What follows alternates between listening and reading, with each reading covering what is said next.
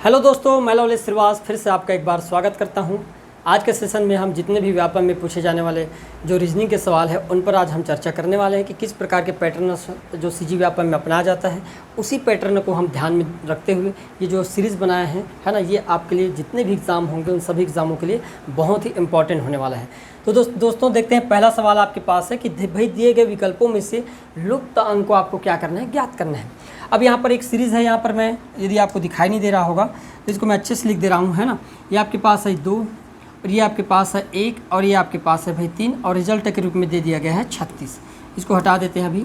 उसी प्रकार ये आपके पास 4 है, ये आपके पास 2 है और ये आपके पास 1 है और आपको क्वेश्चन मार्क पूछा गया है। उसी प्रकार यहाँ पर ये 0 है, ये 4 है और ये 3 है और यहाँ पर दे रखा है 91 दे रखा है। ये इस प्रकार से एक्चुअल में अंक है।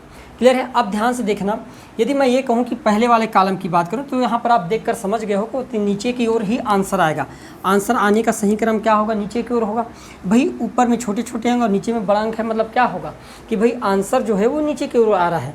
अब यदि हम देखें कि इसका सोल्यूशन कैसे निकालेंगे तो क्या किया गया होगा, यहाँ पर ध्यान से देखना। पहले वाले कॉलम की बात करते हैं, लास्ट वाले की, तो यहाँ पर 0 का क्यूब प्लस 4 का क्यूब प्लस 3 का क्यूब कितना हो जाएगा भाई। तो आप देख पाओगे कि भाई 0 का क्यूब होता है 0, 4 का क्यूब होता है आपके पास 64 और 3 का क्यूब होता है आपके पास 27। यदि इन तीनों को जोड़ दिया जाए 0, 64 और 27 तो कितना हो जाता है, 91 हो जाता है। इसका मतलब हमको समझ आएगा कि भाई ये क्यूब वाला सीरीज़ है।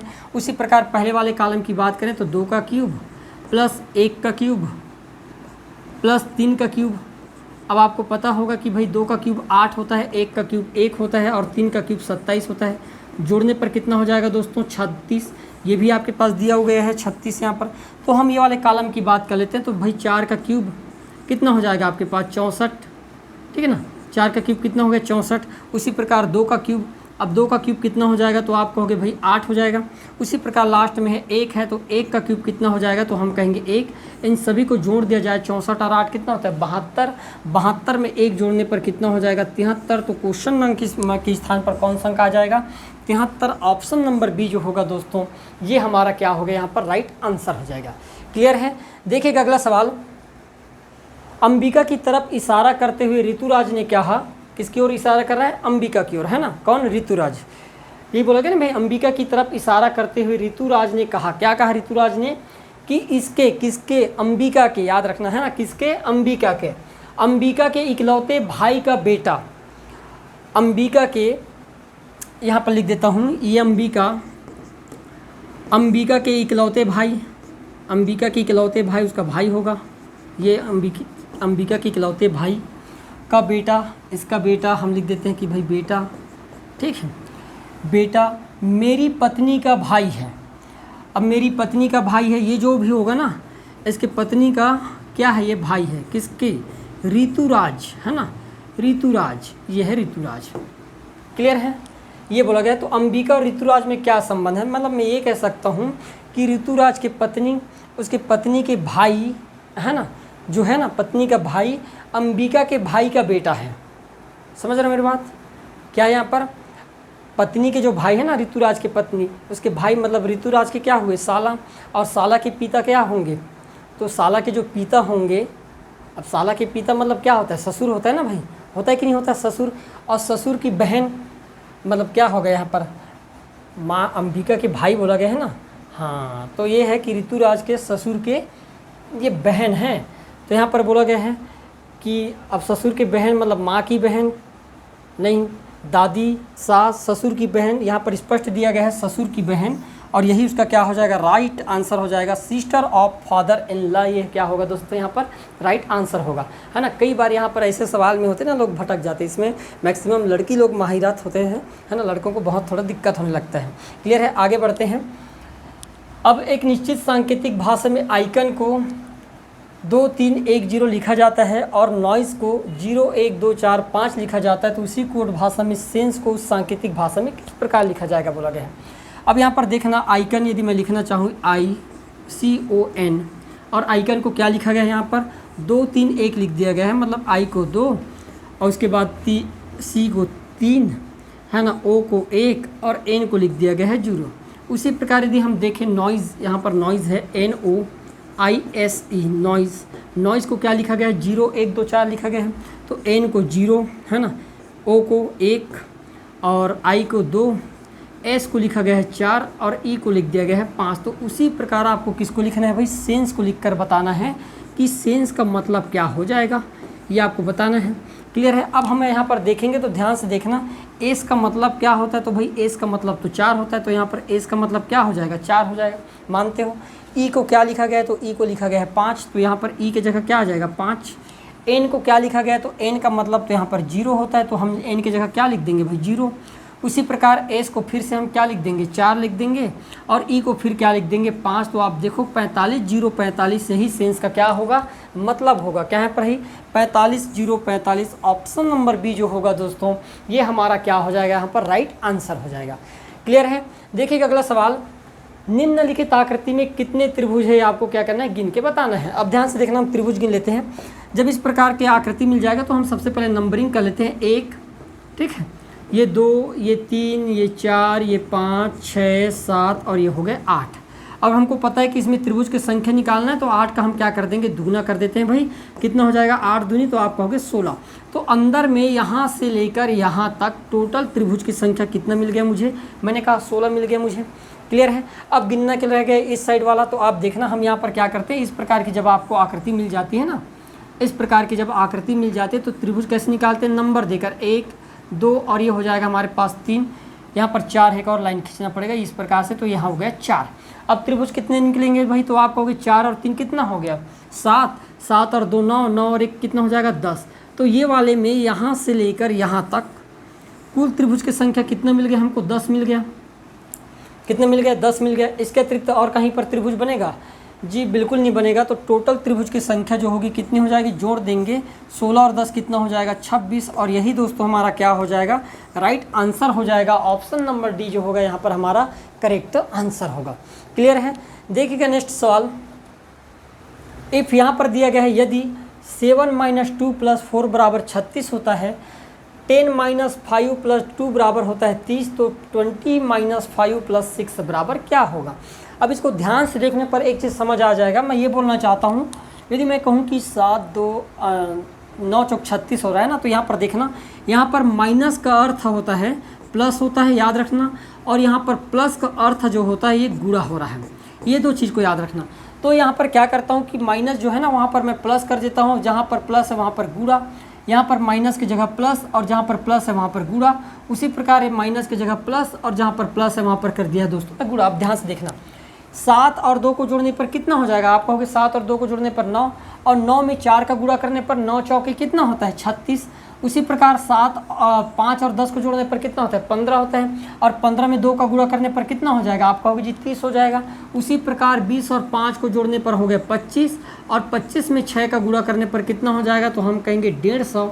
तो आपका राइट आंसर क्या हो जाएगा भाई 150। ऑप्शन नंबर जो बी होगा ये हमारा क्या होगा यहाँ पर करेक्ट आंसर हो जाएगा। क्लियर है। देखिएगा अगला सवाल, अब फाइंड दिए गए विकल्पों में से विषम आकृति को आपको क्या करना है चुनकर बताना कि भाई इनमें से कौन सा आकृति विषम है। अब ध्यान से देखना यहाँ पर हो क्या रहा है, देखो इस आकृति में बात करूँ इस प्रकार से दिखाई दे रहा है, ये ऊपर गया है, और अंदर वाली की बात करूँ तो अंदर में इस साइड गया है। यदि इस आकृति की बात करें तो ये वाला इस प्रकार से गया है और ये वाला आकृति इस प्रकार से गया है, ठीक है। यदि ये की बात करें तो ये ऊपर की ओर है और ये वाली आकृति जस्ट आपकी नीचे की ओर है, ठीक है ना। और आगे बढ़ते हैं, यदि ये वाली आकृति इस प्रकार से है तो आपके पास ये नीचे की ओर है। अब यहाँ पर तीनों आकृति में अलग क्या है ये आपको क्या करना है ढूंढ के बताना है कि भाई इन तीनों आकृति में अलग है क्या।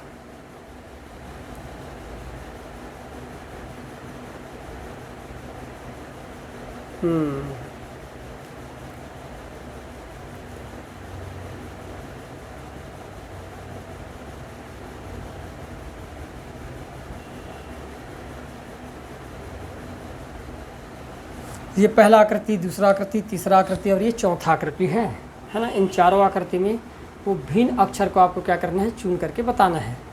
तो लगभग सभी में ठीक ही लग रहा है। ये आकृति भी वैसी है, ये आकृति भी वैसी है।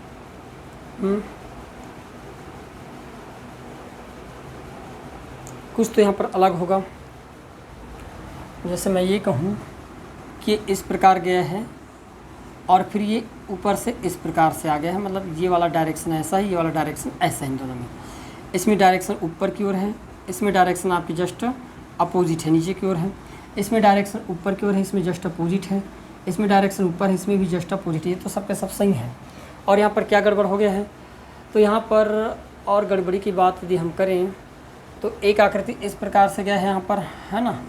इसमें भी एक आकृति इस प्रकार से गया है, इसमें भी एक आकृति इस प्रकार से गया है, और इसमें भी एक आकृति इस प्रकार से गया है। तो यहाँ पर भिन्न क्या हो गया,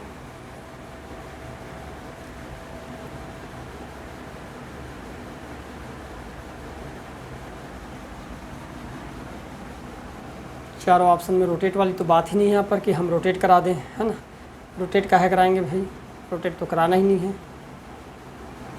विषम आकृति को चुनना है।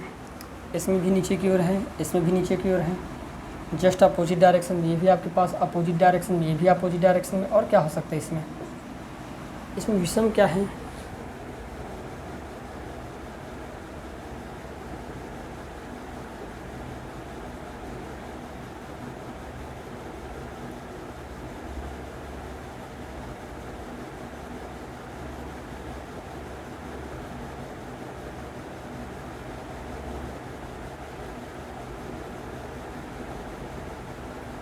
यहाँ पर देखना ध्यान से। यहाँ पर एक चीज़ विषम हो गया है, यहाँ पर देखो जो क्रम है इन सभी में नीचे की ओर आ रहा है। यहाँ पर ध्यान से देखना, नीचे की ओर है, यहाँ पर भी ये नीचे की ओर आ रहा है। यहाँ पर ध्यान से देखना, इस प्रकार से ये जो रोज़ है ना इसके जस्ट नीचे से आ रहा है, लेकिन यहाँ पर क्या है, ये ऊपर की ओर जा रहा है। कहाँ जा रहा है, ऊपर की ओर जा रहा है। तो आपका राइट आंसर क्या हो जाएगा, ऑप्शन नंबर जो पहला होगा दोस्तों, ये आपका क्या होगा, यहाँ पर राइट आंसर हो जाएगा। क्लियर है। देखिएगा अगला सवाल। नीलू ने अपनी शादी की सालगिरह 15 जनवरी 2018 को सोमवार को मनाई। उसकी अगली सालगिरह इसी दिन को कब पड़ेगी बोला गया है ना। तो हम कहेंगे जब लीप वर्ष निकले हुए 2 साल हो जाता है। यहाँ पर लीप वर्ष निकले हुए कितने साल हो गए हैं, एक तो 17 गया, एक तो 18 गया, मतलब एक साल जब निकले हो जाता है तो हम क्या करते हैं, इसमें 7 जोड़ देते हैं। कितना, 7, है ना। 7 साल जोड़ने पर वो पुनः वापस आ जाता है। तो 2025 में जो होगा ये अपना सालगिरह पुनः आप क्या कर सकते हैं, मनाया जा सकता है। तो आपका राइट आंसर क्या हो जाएगा भाई, ऑप्शन नंबर जो सी होगा दोस्तों, ये हमारा क्या हो जाएगा, यहाँ पर राइट आंसर हो जाएगा। क्लियर है। देखिएगा नेक्स्ट सवाल। अब रूप यहाँ पर दिया गया है कि अनुक्रमिक रूप से दिए गए अक्षर श्रृंखला में अंतराल पर रखे जाने पर अक्षर का कौन सा सेट इसे पूरा करेगा। अब आपके पास दिया गया है कि यहाँ पर P है, फिर डेट, फिर N, इस प्रकार से दिया गया है PNP, है ना, फिर डबल N, फिर PNP, इस प्रकार से चल रहा है, फिर KPN, फिर इसके बाद NN, इस प्रकार से। तो कौन सा सीरीज़ होगा वो आपको क्या करना है, ध्यान से देखना और बताना है। तो यहाँ पर एक चीज़ तो समझ आ गया कि भाई P के बाद क्या आना है, N आना है, तभी बनेगा, है ना। तो हम क्या करेंगे, PNP, देखो PNP डबल N, है ना, उसके बाद KP, है ना, उसके बाद फिर PNP, फिर डबल N, फिर KPN, इस प्रकार से। तो क्या है सीरीज़ आपके पास, मैं बता दे रहा हूँ, सीरीज़ है PNP, उसके बाद डबल N, उसके बाद है K। तो ये श्रृंखला को क्या कर रहा है, पूरा कर रहा है। यही बार बार क्या हो रहा है, रिपीट हो रहा है। देखो यहाँ पर ध्यान से, मैं चाहता हूँ कि PNP डबल N K, यहाँ पर एक सीरीज़ बन गया, फिर PN, है ना, PNP, उसके बाद डबल N, उसके बाद फिर क्या बन गया, K बन गया, फिर PNP डबल N, और ये आपके पास K बन गया।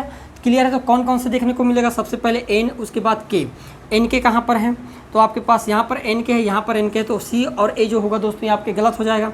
उसके बाद N के बाद PN होगा, देखो N के बाद PN, है ना, N के बाद आपके पास होना चाहिए PN, यहाँ पर NP दे दिया गया है।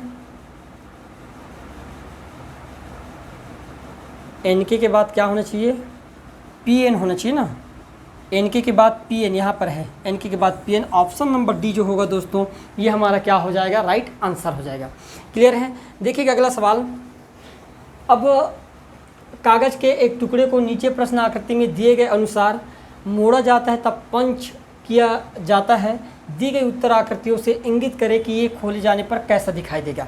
अब सबसे पहले कागज़ के टुकड़ा को हम लेते हैं, इसको सबसे पहले इस प्रकार की आकृति में होती है। हम क्या करते हैं, इसको इस प्रकार से आगे की ओर क्या कर दिए, मोड़ दिए। उसके बाद हमने क्या किए, यही आकृति को लिए और इसको एक बार हम फिर इधर की ओर मोड़ दिए, और ये जो मुड़े हुए हैं ना, यहाँ पर हम क्या करते हैं, इस प्रकार से एक डॉट लगा देते हैं। क्लियर है।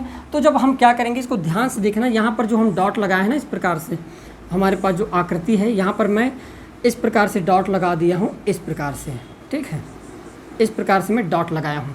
तो जब हम खोलेंगे इसको, ध्यान से देखना, जब खोलेंगे इस प्रकार से, भाई इस प्रकार से खोलेंगे तो ये जो है ना इसी के आप बेस पर इस प्रकार से रहेगा और फिर ये इस प्रकार से हो जाएगा। क्लियर है? इस प्रकार से बन जाएगा और जो ऊपर में बनेगा वही आपके पास नीचे में भी बनेगा। तो इस प्रकार से फिर से एक आकृति बन जाएगा नीचे में, जब आप नीचे में खोलोगे इस प्रकार से। क्लियर है? और जो यहाँ पर है सेम इस प्रकार से और बन जाएगा हमारे पास इस प्रकार से। क्लियर है दोस्तों को? तो कौन सा आकृति जो है इस प्रकार से दिखाई दे रहा है, तो हम कहेंगे प्रतिनाम आकृति जो बी जो होगा ये हमारा क्या हो जाएगा, यहाँ पर करेक्ट आंसर हो जाएगा। क्लियर है? देखिएगा अगला सवाल। अब निम्नलिखित आकृति में त्रिभुज की संख्या आपको क्या करना है, काउंट करके बताना है भाई। तो ध्यान से देखना, मैं केवल अंदर वाले को काउंट कर रहा हूँ अभी। यहाँ पर अंदर वाले मतलब यहाँ से लेकर यहाँ तक की जो आकृति है इसमें कितने त्रिभुज बन सकते हैं वो देख लेते हैं। तो नंबर गिन लेते हैं, 1 2 3 4 5 6 और ये 7। लास्ट में जो 7 नंबर आया है इसका हमने दुगना कर दिए, तो 7 दूनी कितने त्रिभुज हो गए, हम कहें भाई 14 त्रिभुज हो गए। क्लियर है? यदि ये वाले त्रिभुज की बात करूँ ऊपर वाले की, तो देखना ऊपर वाले में कितने त्रिभुज है, तो आप कहोगे कि ये 1 और ये 2, 1 और 2 टोटल कितना हो जाएगा, 3 त्रिभुज। यदि यहाँ की बात करें तो यहाँ पर भी आपके कितने बनेंगे, 1 और 2 टोटल कितना बन जाएगा आपके पास, 3 बन जाएगा। यदि केवल इसकी बात करूँ तो ये कितना हो जाएगा आपके पास, ये 1 बन जाएगा। और इसके अतिरिक्त कहीं त्रिभुज, तो आप ध्यान से देखना, यदि मैं इन दोनों को मिला दूँ इस प्रकार से, इन दोनों को यदि हम मिला दें इस प्रकार से ये वाला, तो ये 1 त्रिभुज और बन गया और नीचे में आपके पास ये 2 त्रिभुज बन जाएगा। और क्लियर है? उसी प्रकार यहाँ पर भी तो बनेगा इस प्रकार से, भाई ये 1 त्रिभुज और ये आपके पास दूसरा त्रिभुज, तो यहाँ पर भी 2 बन जाएंगे। अब हमारे पास टोटल त्रिभुज के काउंट हो चुका है, गिन लेते हैं कौन कौन सा है। हमारे पास 14, फिर उसके बाद 3, फिर उसके बाद 3, फिर उसके बाद 2 बार 2, फिर उसके बाद 2 और फिर हमारे पास 1। इतने त्रिभुज बने ना।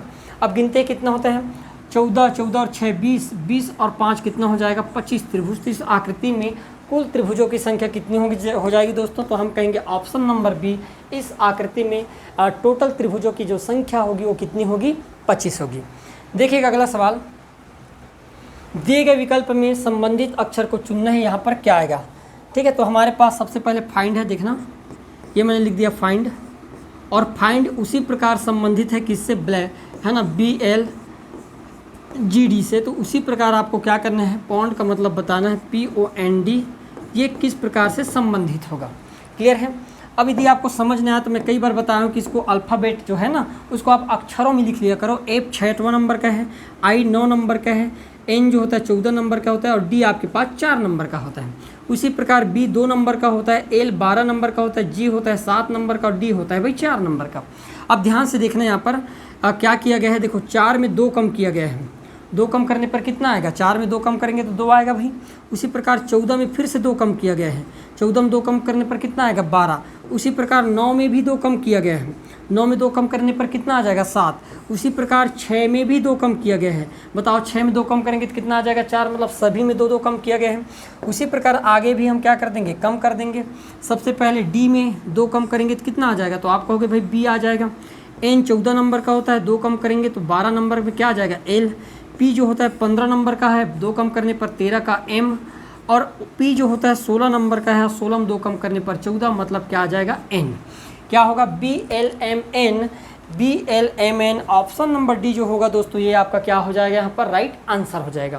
क्लियर है? देखिएगा अगला सवाल। अब यहाँ पर दिया गया शब्द को, उसके अनुसार दिए गए शब्दों को, है ना, व्यवस्थित करके आपको क्या करना बताना। तो सबसे पहले मैं बताया था कि यहाँ पर ध्यान से देखना है किसमें कहाँ कहाँ अंतर है।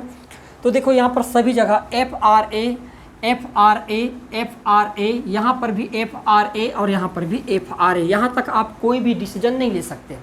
अब हम आगे लेते हैं, यहाँ पर उसके बाद आ गया है N, यहाँ पर भी है N, यहाँ पर आ गया है आपके पास T, और यहाँ पर आ गया है U, और यहाँ पर आपको देखने को मिलेगा U। अब एक चीज़ बताओ, N T U में सबसे छोटा कौन है, तो आप कहोगे N पहले पड़ता है ना भाई, मतलब पॉसिबिलिटी 1 और 2 की ज़्यादा होने वाली है और इनके बाद में होने वाले। उसके बाद देखो N के बाद जस्ट बाद क्या है, C आया है, N के बाद C, और यहाँ पर N के बाद क्या है, T। तो C पहले पड़ता है कि T पहले पड़ता है, तो आप कहोगे C, और C किस में है, पहला नंबर में, तो आपके पास कनेक्शन कहाँ हो जाएगा, पहला।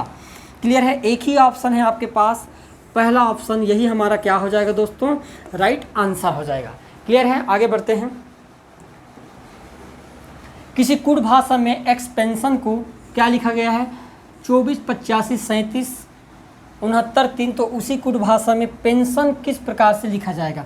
एक चीज़ आप नोट कर पा रहे हो कि एक्सपेंशन से कहीं पेंशन तो नहीं बना है, सुनने में भी सेम लग रहा है, जी बिल्कुल बना है ना। तो यहाँ पर देखना कितने अक्षर है, 1 2 3 4 5 6 7 8 9। यहाँ पर 1 2 3 4 5 6 7 8 और ये 9। क्लियर है, मतलब एक एक अक्षर के लिए एक एक शब्द, एक एक अल्फ़ाबेट के लिए एक एक अक्षर है आपके पास। क्लियर है।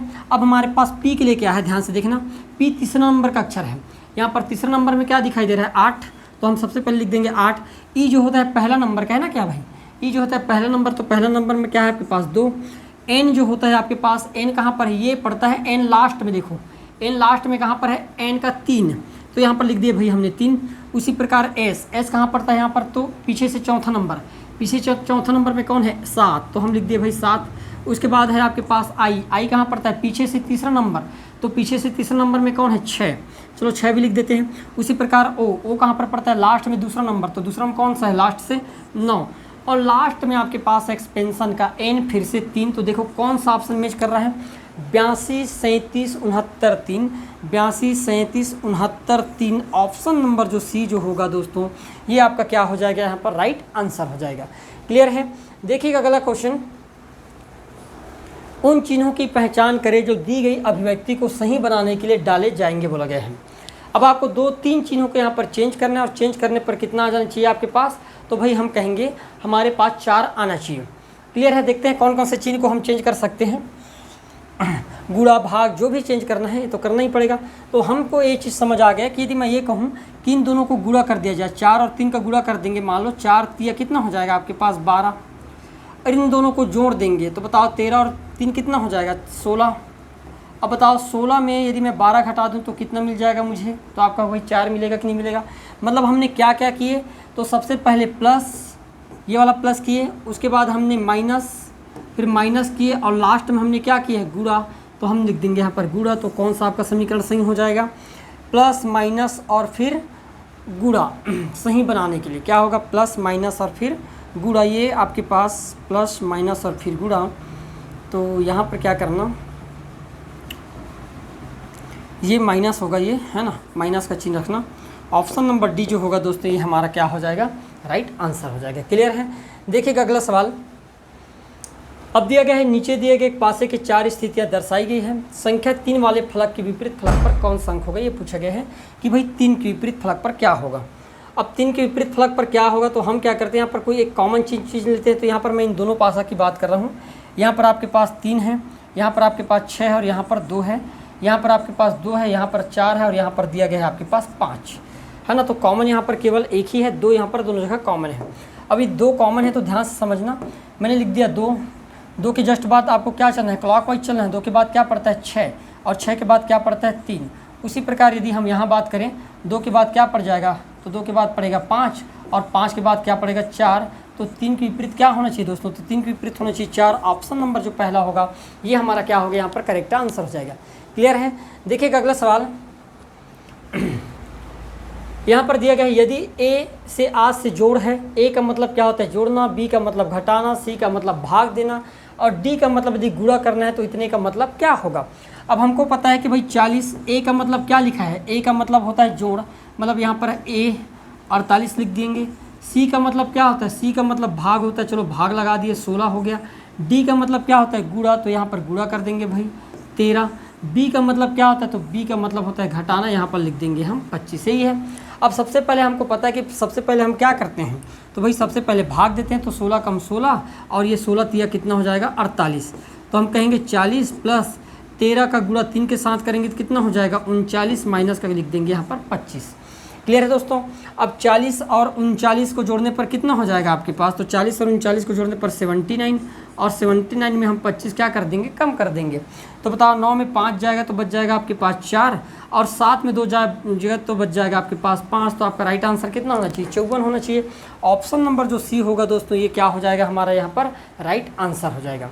क्लियर है। देखिएगा नेक्स्ट सवाल, यहाँ पर बोला गया सभी माउस टाइगर है और सभी टाइगर कैट है बोला गया है। सभी माउस जितने भी आपके पास चूहे हैं, ये आपके पास जो चूहे हैं ना, वो सब के सब क्या है, टाइगर है। ओके, सभी चूहे टाइगर हैं।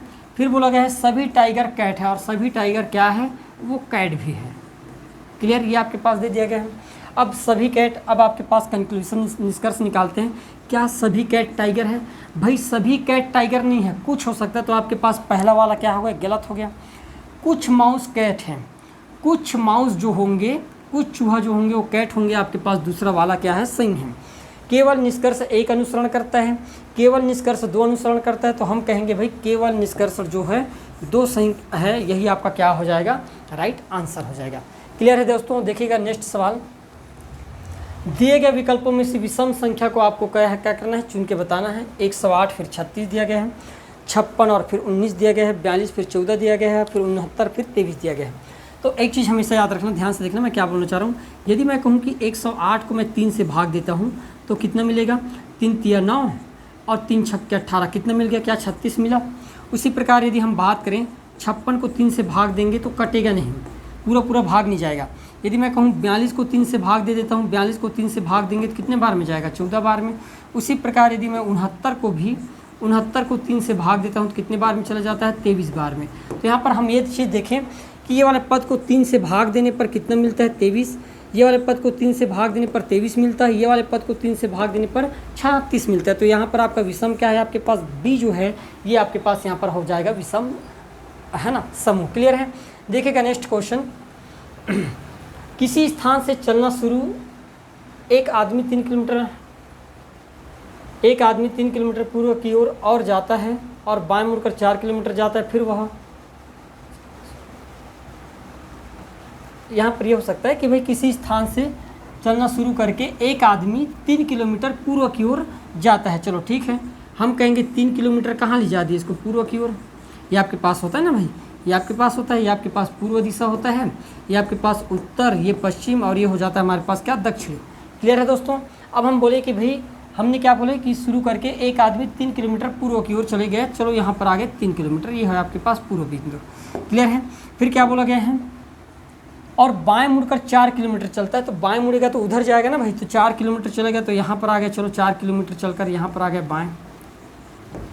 फिर वह 135 डिग्री मुड़कर सीधा चलता है, फिर वह बाएं, अब बाएं फिर से इस दिशा में मुड़ेगा और कितने डिग्री मुड़ जाएगा, 135 डिग्री मुड़कर सीधा चलता है। तो अब वह किस दिशा की ओर जा रहा है बोला गया है। तो सिंपल सी बात है दोस्तों, आपको पता है कि एक सीधी रेखा कितने डिग्री का होता है, तो मैंने कहा भाई 180 डिग्री का होता है। कितने डिग्री का होता है, 180 डिग्री का, मानते हो आप? तो भाई यहाँ से जब कोई व्यक्ति, ये वाला डायरेक्शन है, ये वाले डायरेक्शन से यदि मान लो 135 डिग्री मुड़ेगा तो यहाँ पर 180 डिग्री में कहाँ पर आ जाएगा, यहाँ पर गड़बड़ हो गया क्या। फिर वह बाएं 135 डिग्री मुड़कर 135 डिग्री मुड़ेगा, ठीक है। ये 180 डिग्री में यहाँ पर आ जाएगा, ये 180 डिग्री, और इसके बाद आपको 45 और मुड़ना है, तो 45 मुड़ेगा तो ये वाले में मुड़ेगा, मतलब ये होगा ना भाई 135 डिग्री, तो दक्षिण दिशा में कहाँ पर आ जाएगा भाई, हम कहेंगे दक्षिण दिशा में आ जानी चाहिए। तो इसका मुँह किस दिशा की ओर है, तो यहाँ पर आ जाएगा आपके पास नॉर्थ नहीं, यहाँ पर आ जाएगा आपके पास केवल साउथ। एक ही डायरेक्शन लिखना, साउथ, यही आपका क्या होगा, राइट आंसर हो जाएगा। क्लियर है? क्योंकि बाएं मुड़ा गया है ना, वहाँ पर दाएं नहीं मुड़ना है, बाएं मुड़ा गया, तो यही आपका क्या होगा, राइट आंसर होगा। देखिएगा नेक्स्ट क्वेश्चन, यहाँ पर दिया गया है, वेन आरेख का चयन करें जो निम्नलिखित वर्गों के बीच संबंधों को सबसे अच्छा प्रतिनिधित्व करता है। बोला गया है गाय दिया गया है, जंगली जानवर और लोमड़ी दिया गया है, ठीक है। अब हम क्या करेंगे, एक तो सिंपल सी बात है, गाय जो है एक तो जंगली जानवर नहीं होता, ये पालतू जानवर होता है। जानवर तो है ही, लेकिन जंगली जानवर में आपके क्या आ जाएगा, लोमड़ी जो होता है जंगली जानवर होता है। तो हम क्या करेंगे, जंगली जानवर, और जंगली जानवर में क्या है, लोमड़ी आता है ना, और गाय अलग है, लेकिन गाय भी जानवर है लेकिन जंगली तो नहीं हो सकता। तो आपका राइट आंसर क्या होना चाहिए, तो हम कहेंगे भाई जंगली जानवर में अलग चीज़ है, तो आपके पास ऑप्शन नंबर बी जो होगा दोस्तों, ये आपका क्या होगा, राइट आंसर हो जाएगा। क्लियर है? देखिएगा, तो ये रहा आपके इस प्रकार से हमारा क्वेश्चन जो भी आपके पास एग्ज़ाम में पूछे जाएंगे, उन सभी एग्ज़ाम को ध्यान में रखते हुए मोस्ट इम्पॉर्टेंट कलेक्शन किया गया है। क्लियर है दोस्तों? धन्यवाद।